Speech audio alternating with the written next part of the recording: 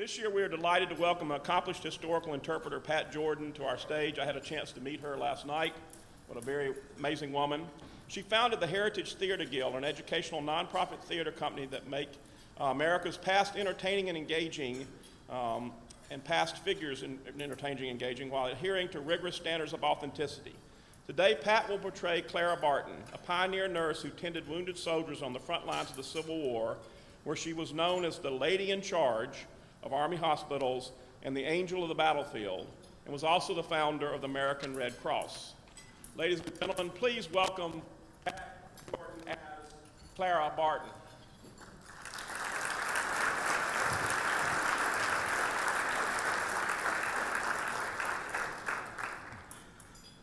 Well, what a pleasure to be here. I would like to thank you for coming by to wish me well in my recent decision to leave North Oxford, Massachusetts, and also somewhat Washington, D.C., to depart for the new headquarters of the American Red Cross in Glen Echo, Maryland. I will be able to function there much better, and really, I will miss Massachusetts, but work is work. We all know that, don't we?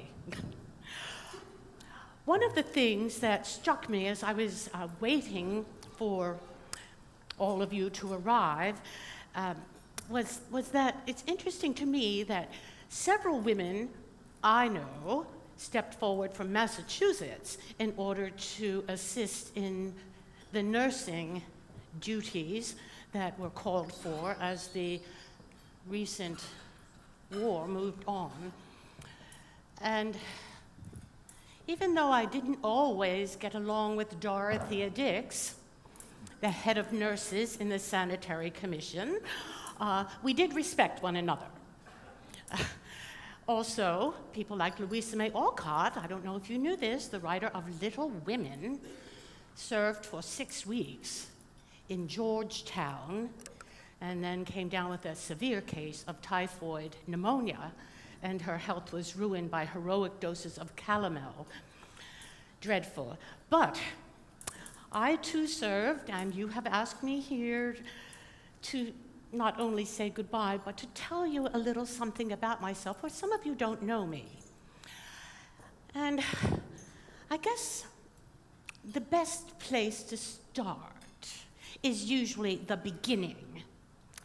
And so, and don't worry, I'm only talking for 45 minutes, but I was born on Christmas Day of 1821. It was a surprise to my parents, who already had 4 children, the youngest of them 10, the eldest 17. My father was in his 40s, and surprisingly, the generations between times like the Revolutionary War and my time seems a great distance when we talk about it. But the fact is, my father, who was in his 40s and 21, served as a young man with Mad Anthony Wayne out on the frontier at Presque Isle. He was proud of his military service, and as I grew up, Papa often would sit me at his knee and regale me with stories of his military exploits.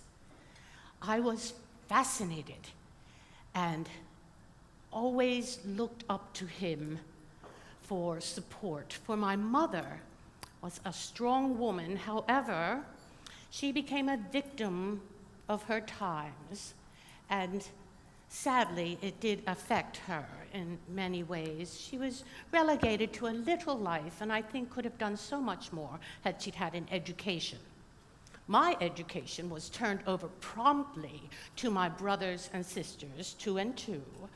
My sisters taught me my letters, my brother Stephen taught me numbers, and my brother David, my absolute favorite, taught me everything else. He taught me how to tie a good sturdy knot, how to toss a ball, how to ride.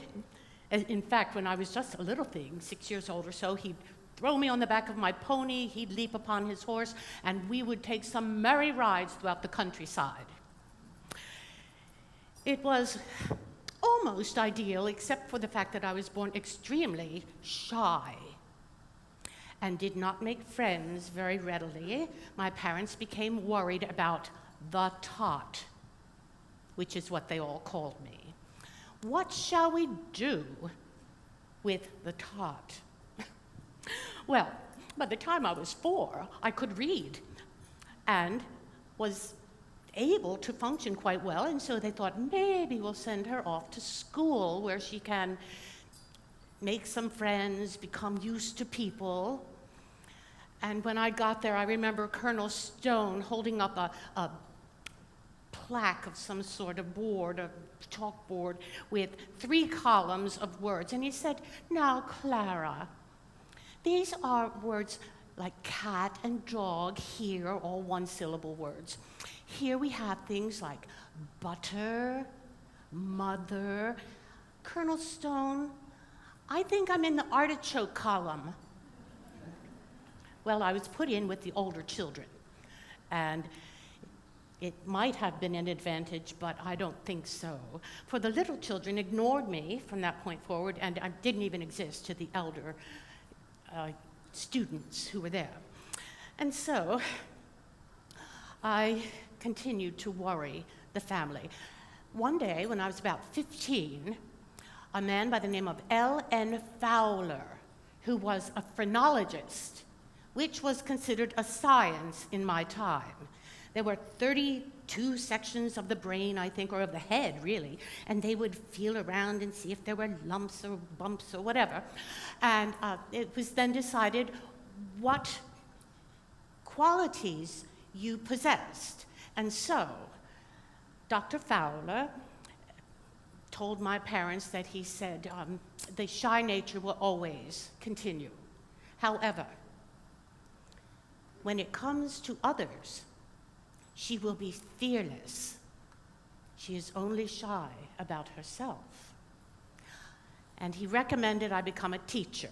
Well, of course, that didn't take too much thought, did it? That was practically the only thing a woman could aspire to at that time. And I thought, well, why not? And eventually passed my examinations in order to become a teacher in North Oxford schools in the district.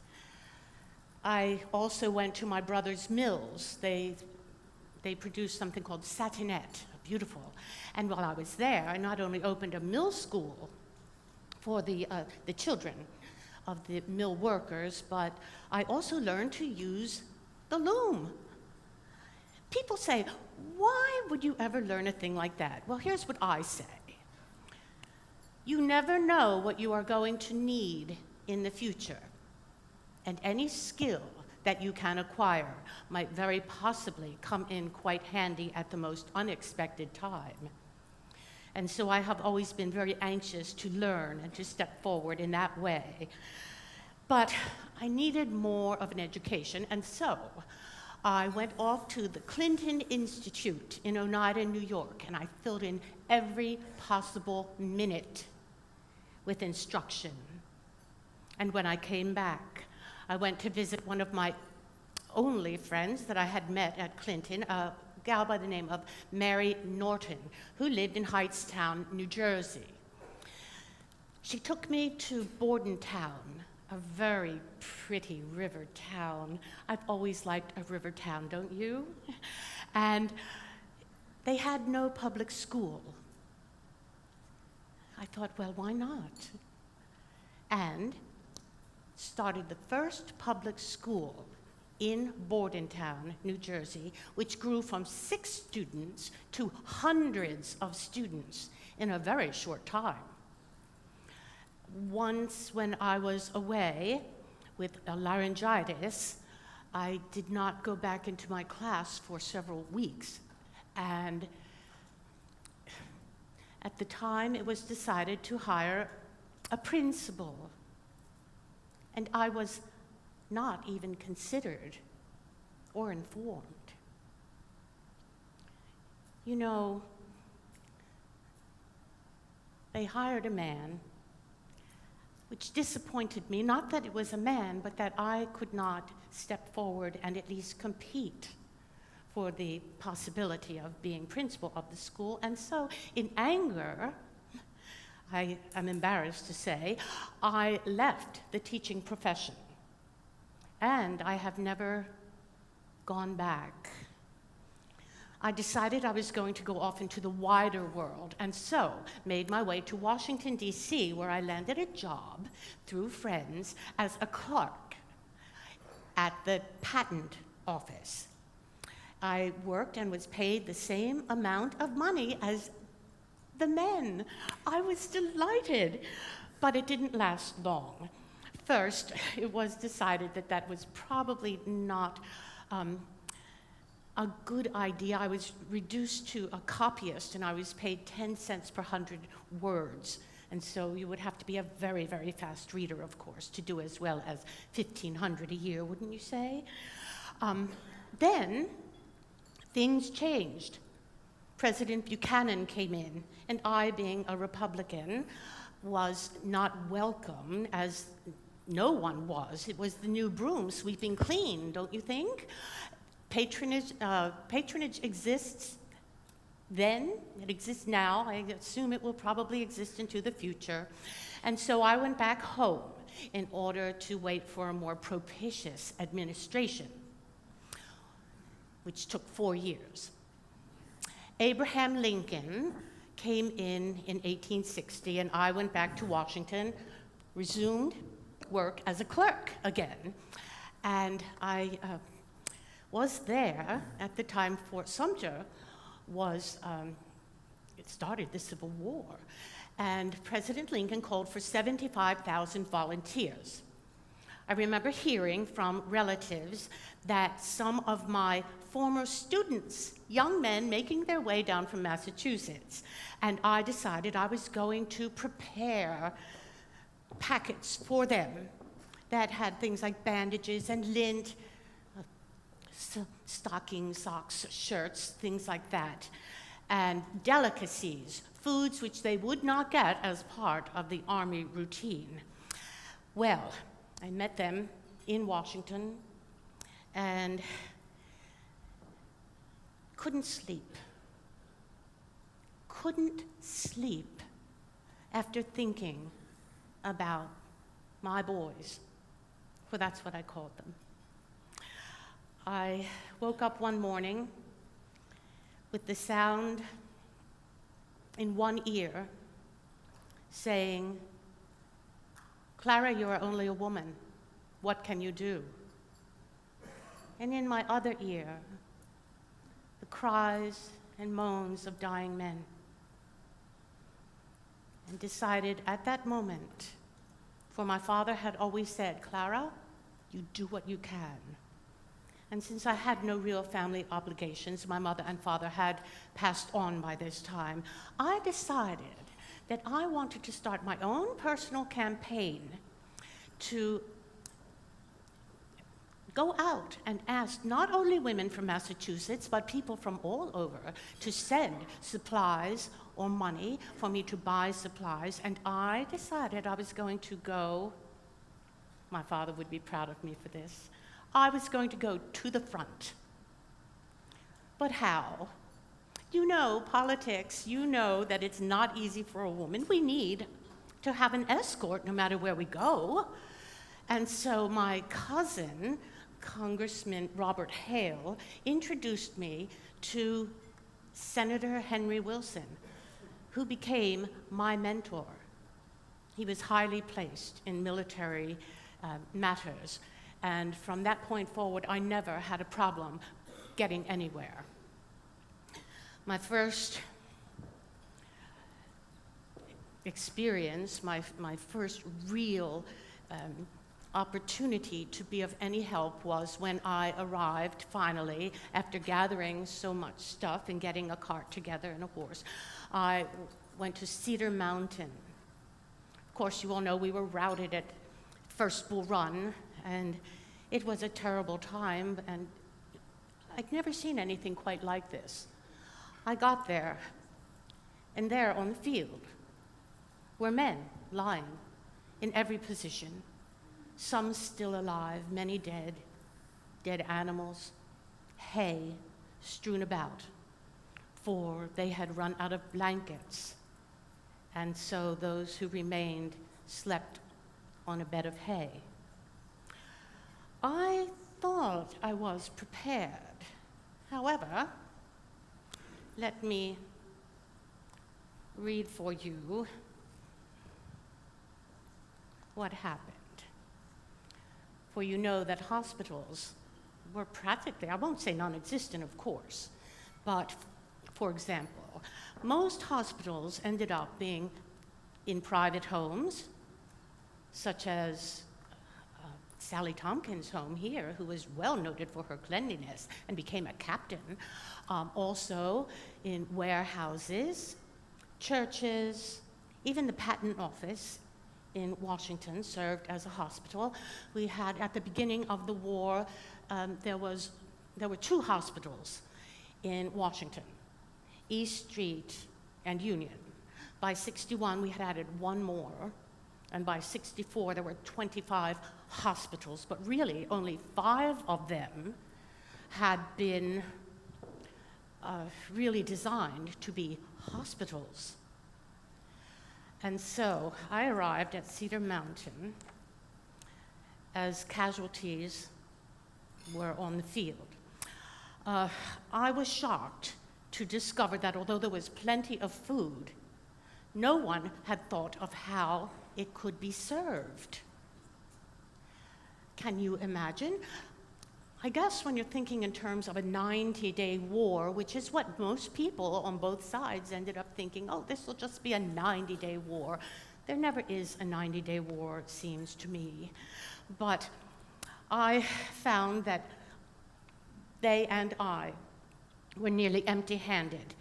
I had 2 water buckets, 5 tin cups, a camp kettle, stew pan, 2 lanterns, 4 bread knives, 3 plates, 2 2-quart tin dishes, and 300 guests to serve. After that, I was never caught short-handed again. Now, after that, I served at Antietam, where at one point the surgeons were all completely absorbed, and next to me was a young man with a bullet in his cheek. And with the help of a male nurse, I removed the penknife from my pocket, and we took the bullet from his cheek. Not something that was sanctioned by the Sanitary Commission, I might add, for nurses were not expected to do anything at all that a doctor could do, but I thought that was appropriate under the circumstances. At Antietam, the blood ran so thick that in going from wounded man to wounded man, I found I had to wring the blood from the bottom of my skirts. At one point, I cradled a young man in my arms, and a bullet whizzed through my shirt, killing him instantly. I have never repaired that bullet hole, and I wonder whether any soldier who has ever had a similar experience has mended the hole in his shirt either. Another time, later, in the cold December, Fredericksburg, making my way over one of the pontoon bridges to Lacey House, which served as a hospital, a young officer held out his hand, and a shell whizzed between us.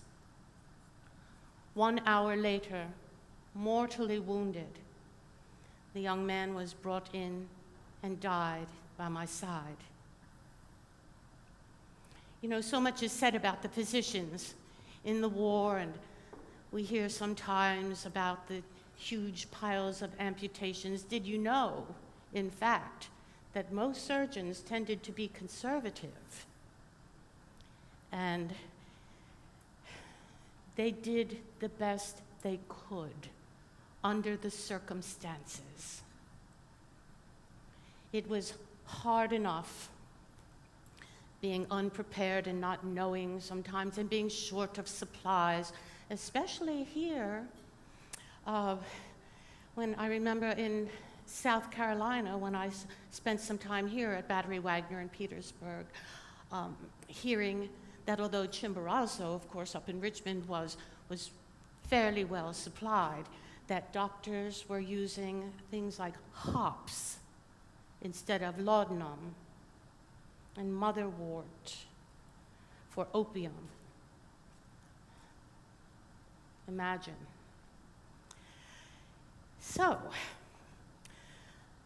things started settling down after Fredericksburg, and I decided to go back to Washington, D.C., where my nephew, Bubby, was suffering from tuberculosis, and my brother, Stephen, who had mills here in the South, and was ill because he had been trying to gather together supplies for his mill workers and was arrested and put into a federal prison because he was aiding and abetting. A terrible situation to be in. It made him sick, and he ultimately died. I went back to serve independently, of course, because, you know, I did not want to serve through the Sanitary Commission. Too much red tape. And so when I had an opportunity to meet Dorothea Dix, you know, the head of nurses, known as Dragon Dix, by the way, we really never spoke of it again until much later, at which time I think we both recognized that we had made a contribution. But I decided that I was going to see what was happening down in the Charleston area and Hilton Head, which is where I headed. While I was there, I visited the Sea Islands, where I spent time with Frances and Mary Gage, two women who were very vocal about the cause of women. They felt that we should be doing more. And I said, I could not agree more. I've always been a believer in human rights, no matter the gender. You are a good person, or you are otherwise. And while I was there, I also had a wonderful experience. Now, I won't say I've never had opportunities for romance, but I have always resisted because I knew that I could not be married and end up doing the work I have wanted to do. But while I was at Hilton Head, an injured soldier, Colonel John Elwell, was brought in, and I volunteered to tend to him. And we immediately found a kindred spirit between us. We would read Shakespeare to one another. Other times we would take walks along the beach or rides, and oh, it was a lovely time. But time does pass on, and he became well, and I was really aching to get back to my work. And so we parted ways. But I shall never forget that time. I was there with General Butler, who was one of the last political generals rather than one of the West Point trained generals at the time. And he made me head of nurses of the James. I was able to help set up the hospitals and the kitchens while I was there.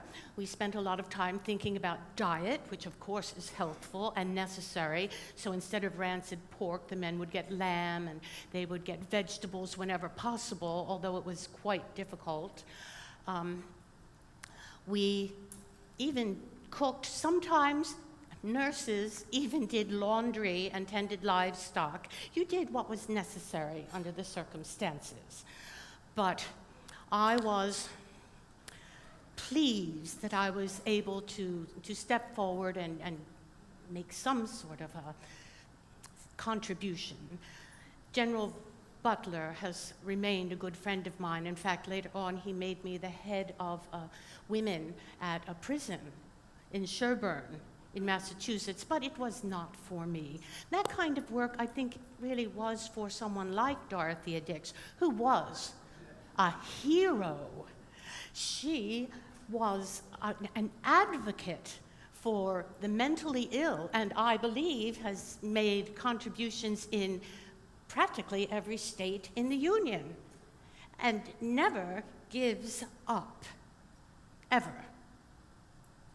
Not saying I'm not the same way, but you know, sometimes it's a good thing, sometimes not. But I went back to Washington thinking, what will I do now? The war's coming to an end. And I wanted to continue, but I didn't quite know how. And then quite by serendipity, chance, I met a young man by the name of Dorrance Atwater. Dorrance Atwater had been at Andersonville and was given the job of keeping a list of everyone who had died there. But what was not known was that he kept a secret list of his own of those same names. And when he told me this, a light went off in my head. That's what I can do. I can help families to locate their missing fathers, sons, brothers. I can help. And I didn't have permission.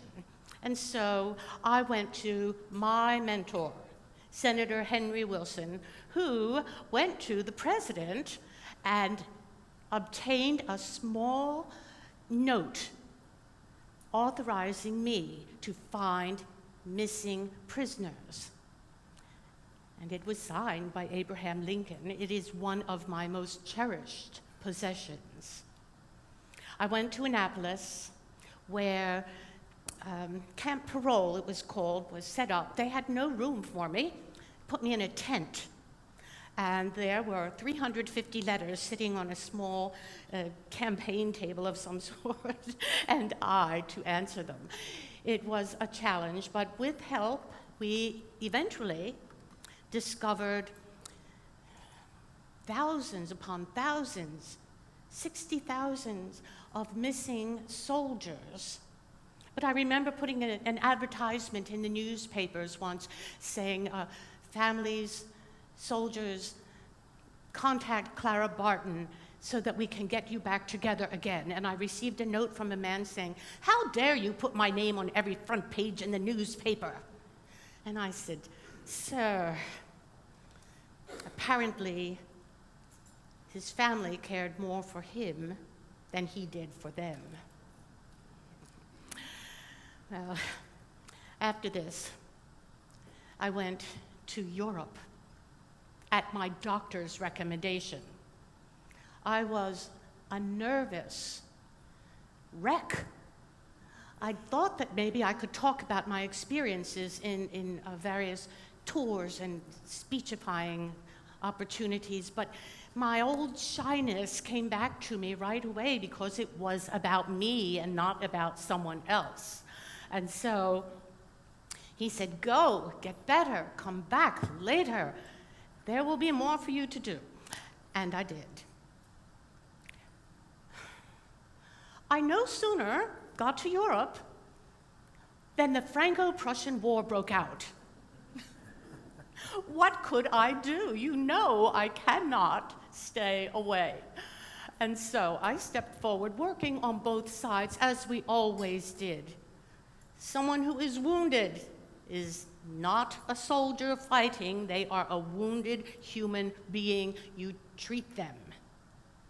And so I worked not only in Lyon, but also in Germany, where I absolutely had an experience that changed my life. I met a man by the name of Louis Appia, who had written a book called Souvenir of Solferino. In this book, and amongst people he knew, an idea was described, and it was this: there should be international agreements on how the wounded, how prisoners of war, how people involved in conflicts should be treated. And 32 nations had signed the agreement. The Geneva Convention it was, and from it came the idea of the International Red Cross. I was fascinated. And I was surprised to discover that we had not signed that agreement. And so when I returned to America, I made it a mission that I was going to get the United States to sign the Geneva Convention. And went to President Rutherford B. Hayes. He said he thought it was a good idea, and then he never did a thing. Sound familiar? And I then went to President Garfield, who also thought it was a good idea, but sadly, he was assassinated before anything could be done. But to his great credit, Chester A. Arthur, who stepped into the president's shoes, made the signing of the Geneva Agreement a reality in 1882. Now, just before that, I was too anxious to move on. I decided that I was going to start my own chapter of the American National Red Cross, as I called it, and gathered together a group of people, a call for volunteers to come to Dansville, New York. One of the people who came was a lovely young man. He had been a teacher in the past, but now was a medical student. He said, "Miss Barton, what can I do to help?" And I said, "Well, what is it you do, Mr. Hubble?" He said, "I'm a medical student." And I said, "Go back, become a physician, and then see me," which he ultimately did. However, he became a great help much sooner than expected, for the Red Cross was called upon to take action. And I have a list here, although I'm not going to talk about them all. I did think I might refer to them. He was called upon by me to go out to the Michigan forest fire site. Fires began raging, and the people there were desperate. And so I, as a one-person nominating committee, made Julian Hubble our first field agent. He went and did a splendid job. So splendid, in fact, that he now, even today, remains the first field agent of the American Red Cross. After that, the Mississippi and Ohio rivers flooded twice in 2 years. People's homes were swept away. They lost everything, and of course, the crops were coming up. They even lost that. We hired a boat and a captain and crew, took a group of volunteers, some women, some men. The men had built these huge walls of pine and stacked them all up in the boat. The women gathered together food and blankets, beds, cooking utensils, forks, knives, those things, and we headed down the river as people came forward waving their hands, cold, unhappy, having lost family, friends, lost their homes, and we would stop. We would give them $100 to get started. I don't know if any of you know this or not, but at that time, it was possible in that place to build a small farmhouse for between $200 and $300. I guess we'll never see those days again. But the men would leap out, and in 3 hours, those mighty helpers would put together a one-room hut, really. We called it a house. And the ladies then would rush in and set everything up, and then we'd go down to the next person waving along the shore. It was gratifying. And I remember one incident, particularly a group of 6 young people from Erie, Pennsylvania, had a theatrical event to earn money to help the people of the Ohio River, and sent me a check for $51.25. And you know how something hits you sometimes, and you say, I want this one to be so special. Well, that's how I felt. And we made our way down the Ohio, and there was a woman and 6 children behind her. She'd lost her husband. She'd lost everything. They thought their house would be saved, and suddenly, in one great swell, the house was swept away. And we stopped by. I thought, yes. I handed her the money, $51.25, and said, from 6 children to 6. And then we gave her an additional amount of money, and later on she wrote to me saying that she called the house by a name. She called it the Little 6. We had other experiences with the Red Cross that might prove interesting to you. We were here, let's see, we were at Johnstown during the big flood there. A huge dam had broken, and not only were people swept away in the waters, but there was some sort of a petroleum refining plant of some sort on one of the offshoots of the river, and when it was hit, it exploded into flames. People not only drowned in that terrible event, but many burned to death. We were at Johnstown longer than I think we were at any other site, emergency site. For I've always said, what is important is this. When you don't have the very basics necessary to function, how are you to worry about other things? And so, what we like to think we do is get people up, started, and on their feet so they are able to address greater problems. And I always say, then we leave, but when you need us, we are there. We went to Charleston during the Sea Island hurricane, and were there for 10 months, which was truly a very long time. Jacksonville, Florida was another one that I thought was interesting, in that Colonel Fred Southmaid had a group of 20 immune nurses who had all dealt with yellow fever and other kinds of epidemics. And so they called upon the Red Cross to come and assist them in some ways while they made their way to Jacksonville. And we said yes. Well, they were on board the train, making their way, when suddenly the conductor and the engineer decided that they'd better break the bad news, which was the train had been instructed not to stop for fear of the yellow fever.